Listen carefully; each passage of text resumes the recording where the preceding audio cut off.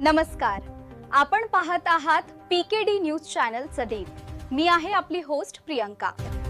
ची ताजी बातमी। निवडणूक आयोगानुसार पांढरकवडा या ठिकाणी फक्त प्रभाग क्रमांक 8 व 11 मध्ये प्रत्येकी एका जागेकरिता 20 डिसेंबरला निवडणूक होणार आहे। पांढरकवडा शहरातील नगराध्यक्ष पदाची व इतर सर्व वार्डातील निवडणुका ठरल्याप्रमाणे होणार आहेत।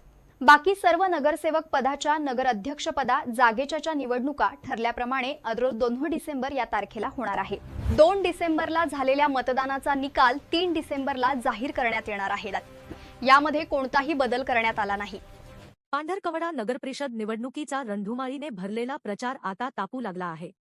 आरोप प्रत्यारोप, रॅलीज, कोपरा सभा आणि उमेदवारांच्या ताकदीने मतदारांपर्यंत पोहोचण्याचा प्रयत्न सुरू आहे।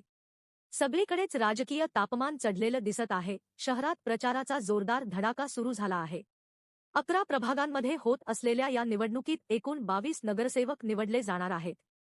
उमेदवारांच्या सभांमध्ये मोठी गर्दी पाहायला मिळत असून अनेक ठिकाणी पदयात्रा आणि जनसंपर्क मोहिमा वेगाने पार पडत आहेत। रॅलींमधून आणि घरघर जाऊन प्रचार करण्याकडे बहुतेक उमेदवारांचा कल दिसत आहे। विशेष म्हणजे काही उमेदवारांनी तर सोशल मीडियावरील प्रचारालाही मोठं महत्त्व दिलं आहे। जिल्हा प्रशासनाकडून निवडणूक सुरळीत पार पाडण्यासाठी कडक बंदोबस्ताची तयारी सुरू आहे।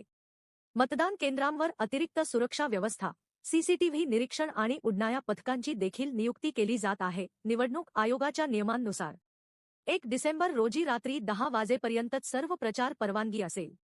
यानंतर कोणत्याही राजकीय कार्यक्रमावर बंदी असेल।